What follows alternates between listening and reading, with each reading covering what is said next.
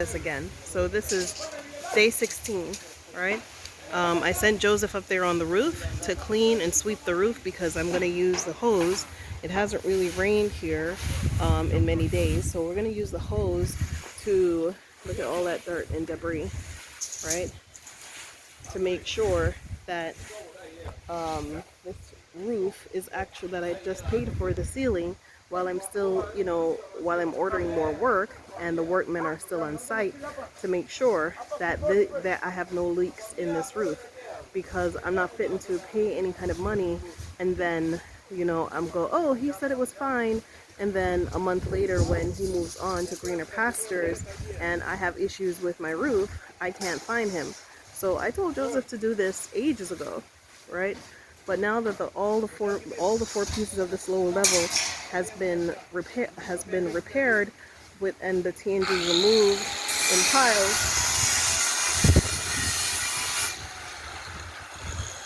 while all of that is happening, I'm gonna need this guy to go ahead and make sure that this roof is in good order, and you can see it's just years and years of accumulation of debris. I'm sick and tired of coming here and seeing the same thing and saying the same thing, and then it's not being done, right? But today when he asked, like, he said, "Madam, all," this was my reply. And he knew I meant business. He knew I meant, like, if you wasn't fitting to do what I asked you to do, don't play me.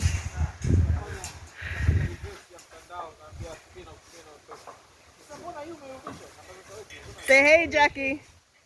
Hello, guys. Come, let me interview you. So how? So I'm not so, ready. no, be careful. Don't. What do you want to say? Okay, come. Let's interview you. Yeah. So, tell us about yourself. About myself? Yes. Give me some time, please. If you ever see somebody. Okay, how do you feel about all these people coming to Tanzania? Oh, I feel good. Yeah? Please, you're most welcome. Really? You are all welcome. And why should they come to Tanzania? Yeah. I'll tell you why. Next time, not now. No. There are so many things you should come and see. Uh-huh. I can't just say it right now. Yeah? Okay, name one thing that everybody should, just one thing. Oh, love, peace.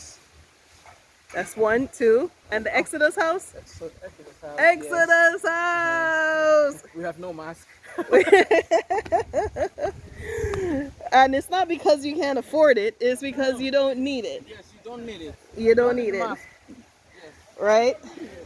Oh, my baby is coming up. Josie needs to water her. Oh, look, yesterday she was just 2 little bitty leaves. So I rescued this plant from under the kitchen. They were just walking back and forth and throwing stuff on it. And I had Joseph dig her up and move her here, but the sun is too bright for her. As with this palm tree, they just hacked it to bits over there, and I said, please move it. So they moved it over here, but they didn't take care to move it. They wrapped it up in all kinds of stuff and threw it in the wheelbarrow, and by the time they got it over here, this is what she looks like. So I said to Jackson yesterday that I may need to move this again, because I don't know how she's gonna come out, because her crown leaves are like all ratted. And he said, move her to where? And I said, I don't know, somewhere over there. And he said, you're gonna move her to her grave. So it's just sad to me that it's a beautiful plant, and we dug a very deep hole to put her in, and I don't see how she's gonna recover from this, because she looks like half of her life has been just hacked up, So there's some things that I saw happening on my page, about people really telling the truth on.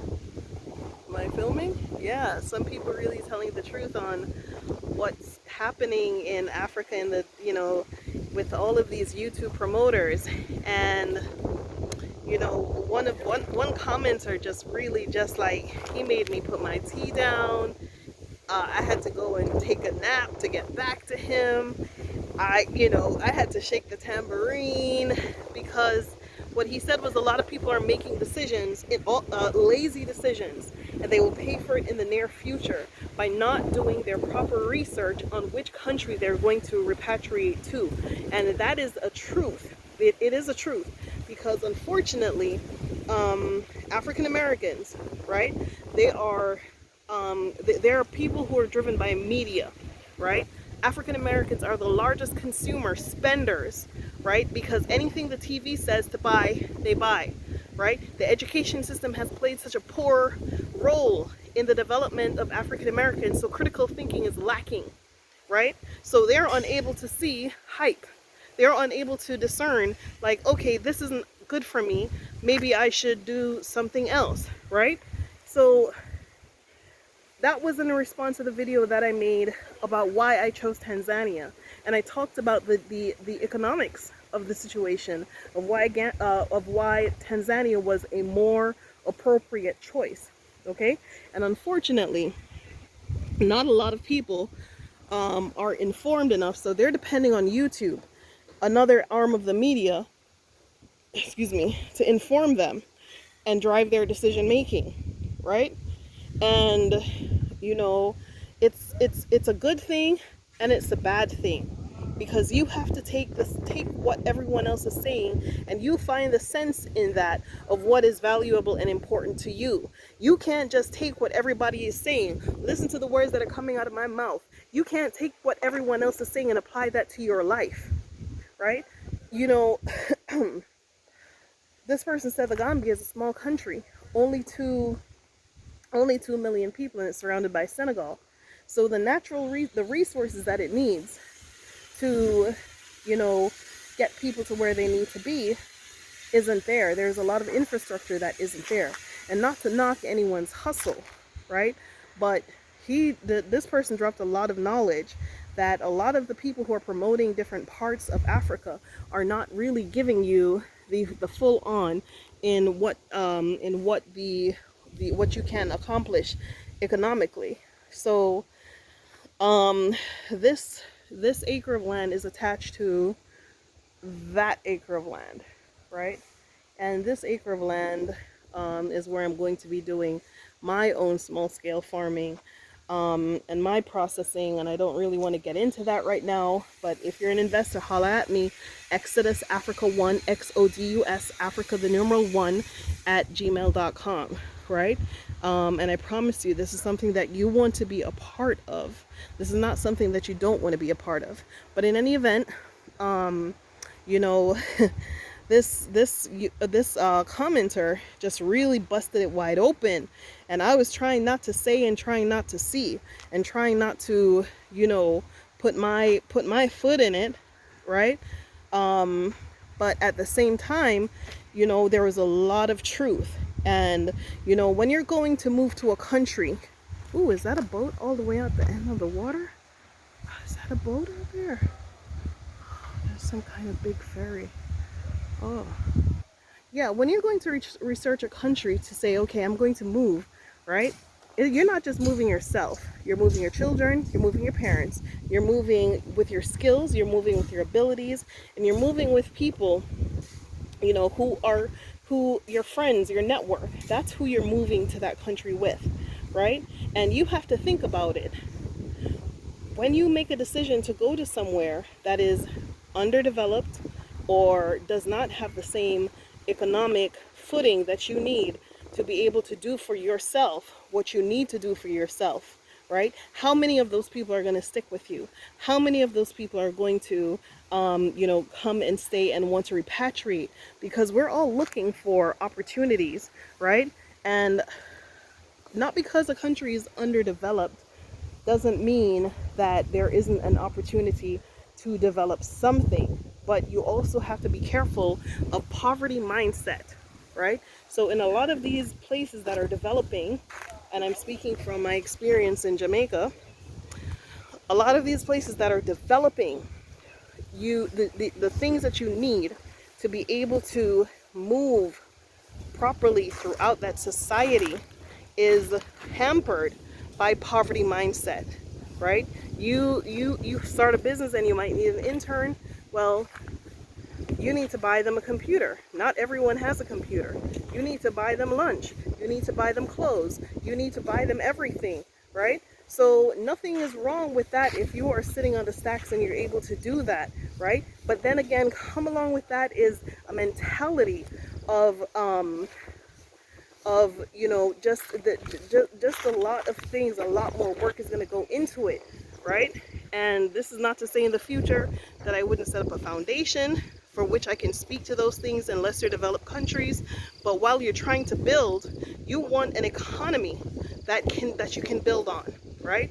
And I said in that video, I talked about the GDP, I talked about the resources, I talked about all of the different things, right? Tanzania isn't importing rice.